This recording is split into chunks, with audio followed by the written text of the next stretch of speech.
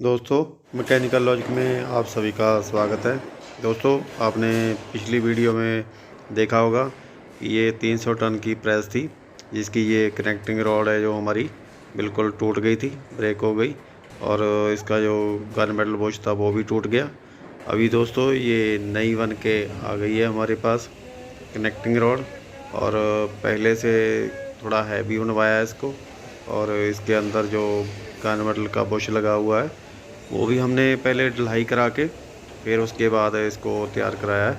ये brown gun metal में से बना हुआ है, तो इसकी लाइफ ज़्यादा होती है आम बुश से। अगर हम मतलब वैसे ही लेके बनवाते हैं तो इसकी लाइफ मतलब बहुत ही ज़्यादा होती है, तो ज़्यादातर यही डालना चाहिए। तो अभी हमने ये कैप हमने निकाल लिया बाहर, और इसके ये 4 बोल्ट लगे हुए यहाँ पे, तो 2 एक साइड तो 2 दूसरी साइड। और उसके बाद सामान हमने तैयार कर लिया है इसको फिटिंग करने के लिए।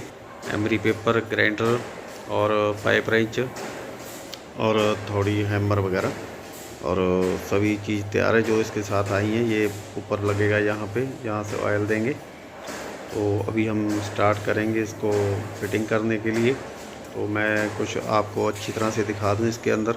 ये देखिए, ये निशान दिए जाते हैं और ये पैकिंग है इसके अंदर, ताकि आपको फिटिंग करते समय कोई दिक्कत ना हो कि कौन सी साइड आगे वाली है और कौन सी पीछे वाली है। तो इसके अंदर आप सेंटर पंच भी लगा सकते हैं, और बोल्टिंग वगैरह बढ़िया अच्छे से किया गया है इसके अंदर। ये ब्रास का बुश था जो मैं आपको थोड़ा नज़दीक से करके दिखा रहा हूँ। तो ये नीचे वाला भाग इसका पहले वाला ही है, तो खाली ऊपर का जो बुश है उसको ही बनवा के लगाया है। तो इसको बड़ी बड़ी मशीनों के अंदर इसको रोल किया जाता है, पूरा पीस लेके, प्लेट लेके मतलब मोटी। तो उसको पूरा रोल करके डाई के हिसाब से, जितना डाया होता है अपने क्रैंक शाफ्ट का, तो उस पुराने वाली का उसी के हिसाब से नाप के तो इसको रोल किया जाता है। तो रोल करने के बाद दोस्तों इस तरह से बन जाता है। तो फिर यहाँ पे इसको वेल्डिंग कर देते हैं। ये एक नट होता है, इसके अंदर चूड़ी होती है, तो चूड़ी आगे ये बॉल स्क्रू के ऊपर लग जाती है यहाँ पे। तो ये सारा कुछ जुड़ने के बाद फिर ये कनेक्टिंग रॉड बन जाती है यहाँ से। ये बॉल स्क्रू के जो नट है इनको भी लॉक करना था, क्योंकि जब झटका पड़ता है तो ये यहाँ से खुल जाते हैं। तो इनके अंदर भी सुराख डाल के लॉक कर दिया। तो ये हमने यू लगाया है यहाँ पे बैलेंसर के लिए। ये ऊपर से आप रॉड देख रहे हैं जो आ रही है, जो इसको बैलेंसर का काम करती है। जैसे भी हम प्रेस को जब मूवमेंट देते हैं तो ये हमारा जो बट्टा है उसको खींच के ऊपर ले जाने के लिए थोड़ा फोर्स लगाता है एयर से, तो जिसकी मदद से जब ये चलेगी प्रेस तो झटका भी नहीं लेने देगी इसको, क्योंकि जब कटाई करेगी तो काफ़ी झटका हो जाता है उसके ऊपर। तो चलिए, अभी हमने ये कनेक्टिंग रॉड जो हमने खोल रखी थी तो इसको साइड पे करने के बाद अभी हम इसकी तैयारी करेंगे इसको मशीन के ऊपर चढ़ाने की। तो ये सबसे बड़ा टास्क है दोस्तों, इसको मशीन के ऊपर फिट करने का। तो क्योंकि वहाँ पे फिटिंग करने के लिए जगह बहुत कम है और वहाँ पे पूरी फोर्स भी नहीं लग पाएगी। तो अभी हम इसको मशीन के ऊपर फिट करने के लिए लेके जा रहे हैं। ये जो कनेक्टिंग रॉड की कैप है दोस्तों, इसका वज़न बहुत ज़्यादा है। तो ये पकड़ के देखिए, यहाँ से जब डाल रहे हैं तो बड़ी दिक्कत हो रही है। एक तो जगह बहुत कम है, तो पूरी फोर्स भी नहीं लग पा रही। तो अगर हल्का सा भी गलती हुआ तो मिस्टेक हुआ तो चोट लगने का पूरा पूरा खतरा है। तो हमने नीचे उतार के, ये देखिए इसके अंदर अभी रॉड लगा लिए नीचे। तो रॉड के ऊपर इसको पहले से ही हमने खड़ा कर लिया। आप भी अगर आपको ऐसी दिक्कत आए तो इस तरह से आप जरूर कर लें, तो ताकि उसके ऊपर डालते समय आप सीधा इसको पलटी मारेंगे। तो ये हमने चैन लगा लिया, चैन से हम आगे इसके साथ बेल्ट बांध लेंगे। तो इससे देखिए बड़ी आसानी से ही चढ़ गई है। और चढ़ने के बाद दोस्तों इसको रोक के रखना बहुत ज़रूरी है यहाँ पे। अगर यहाँ से भी थोड़ा फिसल गई तो ये बड़ा चोट मार देगी। तो यहाँ पे इस साइड देखिए हमने चैन बांधी थी, इस साइड हमने खींच लिया था इसको। तो उधर से जब इसको पलटी किया तो अभी रोकने के बाद दोस्तों इसके ऊपर एक बोल्ट लगाएंगे। यहाँ से ऑयल देने के लिए उन्होंने चूड़ी लगा के हमें छोड़ रखा है यहाँ से। तो यहाँ से ऊपर से हम दिखाता हूँ आपको। तो हमने ऊपर से इसके अंदर बोल्टिंग किया है, तो ऊपर भी एक प्लेट लगा के तो उसके अंदर से ये बोल्ट को निकाल के बाहर, तो ऊपर से हम बाशल डाल के और इसके ऊपर नट चढ़ा देंगे ताकि ये एक जगह पे रुका रहे। तो जब हम नीचे से कनेक्टिंग रॉड वगैरह फिट करेंगे तो किसी प्रकार की ये एक्सीडेंट ना हो जाए। तो मैं आपको ऊपर से दिखाने की कोशिश कर रहा हूँ कि किस तरह से ये ऊपर हमने माउंटेड किया है। ये देखिए, आपको दिख रही होगी इस तरह से ये जो हमारी कैप है कनेक्टिंग रॉड की, इसको हमने यहाँ पे लॉक कर दिया है और ये हमने प्लेट लिया है इसके अंदर सुराख करके और नीचे बोल्ट बड़ा लगा के आगे वेल्डिंग करके इसको लंबा कर लिया है और लंबा करने के बाद इसको फिट कर दिया। अभी हमने इसको चैन निकाल दिया तो ये अभी ऊपर ही रहेगा, तो अभी कोई दिक्कत वाली बात नहीं होगी। तो इसको हमने अभी पूरा फिट कर लिया, अपनी जगह पे बैठा दिया है। तो बिठाने के बाद दोस्तों अब हम जो कनेक्टिंग रॉड है उसको बॉल स्क्रू के अंदर फिट करने की तैयारी करेंगे। अगर आपकी केम है जो ये वाली जिसके ऊपर हमने कैप लगाया, अगर ये ज़्यादा ऊपर है तो इसको मशीन को चला के आप नीचे कर लें ताकि जगह बन जाए इसको डालने के लिए। तो अभी हम यहाँ पे ये देखिए बॉल स्क्रू है, ये इसको चला के देख रहे हैं कि ये पूरा आसानी से घूम रहा है। तो अभी हम ये कनेक्टिंग रॉड का जो भाग है तो इसको अभी फोरलिफ्ट की मदद से इसको उठाएंगे और उठाने के बाद दोस्तों इसके साथ चूड़ी के साथ ऊपर से मैच करेंगे और चूड़ी इसके अंदर फिट करेंगे। तो अभी हमने इसके अंदर ऑयल लगा दिया और ताकि जब इसके अंदर फिट हो तो किसी प्रकार का रुके ना और आसानी से इसके अंदर चढ़ जाए। तो इसको फिट करते समय दोस्तों पूरा सीधा रखना ज़रूरी था क्योंकि एक तो वज़न बहुत ज़्यादा था और ऊपर से कनेक्टिंग रॉड का भी वज़न था काफ़ी। तो लेकिन इसको फिट करते समय काफ़ी दिक्कत हो रही थी, तो साथ में कभी चलाना पड़ता था उसको, तो कभी ऊपर से हाथ लगा के सीधा रोक के रखना पड़ रहा था इसको। तो चलो करते करते फिर भी हमारा जो इसकी थ्रेड है वो इसके अंदर राउंड लेना शुरू हो गई है। तो अभी इसके अंदर अभी चेक कर रहे हैं, तो ये देखिए अंदर से जो हमारा बॉल स्क्रू है ये घूम रहा है और घूमते घूमते ये चढ़ रहा है। ये कट जो दिखाई दे रहा है आपको, यहाँ से इसको बॉल स्क्रू को लॉक किया जाता है जब हम प्रेस चला रहे होते हैं, जहाँ पे हमने चाल इसकी रोकनी होती है। तो अभी हमने गियर मक्सा चला दिया इसका। तो जैसे जैसे ये चल रहा है तो ऐसे ऐसे ये धीरे धीरे धीरे थोड़ा थोड़ा थोड़ा करके ये ऊपर जाता जाएगा। तो इस तरह से करते करते हम इसका तकरीबन पूरा जो जितना चाहिए इसके अंदर उसको चढ़ा लेंगे, क्योंकि लंबाई उतनी ही इसकी कम हो जाएगी और हमें फिट करने में आसानी रहेगी।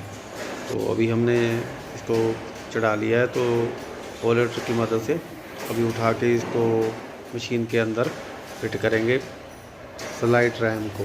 अभी हमारा कनेक्टिंग रॉड स्लाइड रैम इकट्ठा वन पीस बन गया है।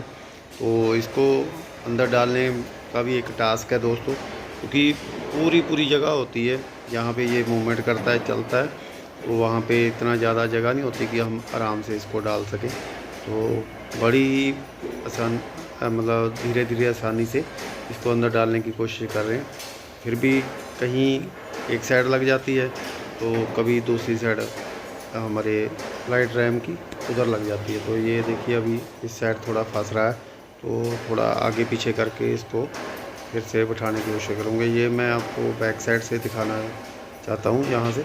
और दोस्तों अगर आप वीडियो देखते यहाँ तक आ गए हैं तो प्लीज़ मेरे चैनल को ज़रूर सब्सक्राइब कर लें और घंटी वाला बेल भी ज़रूर दबा लें ताकि मेरी ये लेटेस्ट वीडियो आपके पास सबसे पहले पहुंच सके, ताकि अगर जो भी हम रिपेयर करते हैं तो आपको अच्छी तरह से दिखा सकें और आपके काम आ सके।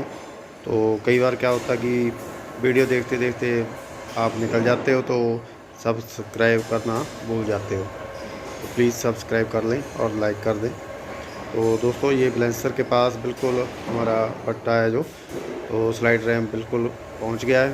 तो अभी हम जो ये कनेक्टिंग रॉड है इसको कैप के साथ बिठाएंगे और फोरलिफ्टर से हम इसको थोड़ा थोड़ा ऊपर उठाते जाएंगे ताकि हमारे जो बोल्ट हैं वो ऊपर से डल जाएं। ये देखिए हम बिल्कुल पास ले गए हैं। तो जो इसके साथ पैकिंग दिया था उसको भी अंदर हमने डाल दिया है। तो उसके बाद ये बोल्ट जो इसके साथ आए थे तो उनको भी हम ऊपर से डालने जा रहे हैं। तो जैसे हम थोड़ा सेटिंग करेंगे तो ये आराम से इसके अंदर डल जाएंगे। तो उसके बाद इसके नीचे से हम जो नट हैं वो नट लगा के पहले हम एक एक नट लगाएंगे, उसके बाद जब फिटिंग हो जाएगा पूरा तो उसके बाद डबल नट कर देंगे। तो ऐसी तरह से हम बैक साइड से तो दोनों जो हमारे बोल्ट थे उनको लगा रहे हैं। तो इसको लगाने के बाद जो हमारा स्लाइड रैम है और कनेक्टिंग रॉड है और शावर के साथ फिट हो चुका है। और इसके बाद दोस्तों बस मिस्तर लगनी बाकी है ये वाली, तो ये मिस्तर अभी लगाना शुरू करेंगे। तो इसके साथ एक बोल्ट हमारे पहले से लगे हुए हैं और एक बोल्ट हम लगाएंगे जो इसके साथ बॉडी के साथ इसको पकड़ के रखेंगे। जो बोल्ट इसके साथ दोस्तों ये लगे हुए हैं, ये मिस्तर को पीछे हटाने के लिए आपने कितना स्लाइड रैम है जो उसको लूज रखना है उसी हिसाब से इनको टाइट किया जाता है। अगर मशीन का हमारा जो बट्टा है स्लाइड रैम है ज़्यादा आसानी से आ रहा है और यहाँ हिल जुल कर रहा है तो इनको थोड़ा पीछे हटाएंगे और जो बॉडी के साथ हम टाइट कर रहे हैं बोल्ट उनको ज़्यादा टाइट करेंगे, तो उससे वो प्रॉब्लम दूर हो जाएगी। अगर ये ज़्यादा झटके से नीचे आ रहा है तब भी हम इसके यहाँ से सेटिंग करेंगे। तो इस साइड से अंदर से भी इसको बोल्ट दिए गए हैं ताकि ये अंदर को दबा के रखे, और जो अभी हम टाइट कर रहे हैं वो इसको जो हमारा पट्टा है उसको अंदर की साइड दबा के रखेंगे। मतलब एक साइड मिस्तर साइड में लगी रहेगी ये बॉडी के साथ और एक साइड दबा के रखेगी, तो दोनों तरफ से ये कवर करके रखेगी। तो उसी हिसाब से अभी हम इसकी सेटिंग करेंगे। तो तकरीबन हमारी जो मिस्तर है एक साइड की लग चुकी है, तो इसी तरह से हम दूसरी साइड जो मिस्तर है उसको फिट करने जा रहे हैं अभी। तो उसी तरह से हमने इसकी सेटिंग करनी है, दोनों की सेटिंग एक जैसी रखनी है ताकि ये ना हो कि एक तरफ से ज़्यादा टाइट हो जाए और दूसरी तरफ से कम हो जाए। तो बाकी आप फिलर गेज डाल के भी आप इसकी सेटिंग कर सकते हैं ताकि जब मशीन चलेगी तो ये प्रॉपर अपने रेम में चलेगी। जिस तरह से डाई पिलर बुश में चलती है तो उस तरह से इसके अंदर अप डाउन करेगी। तो अभी तकरीबन हमारा फिट हो चुका है ये।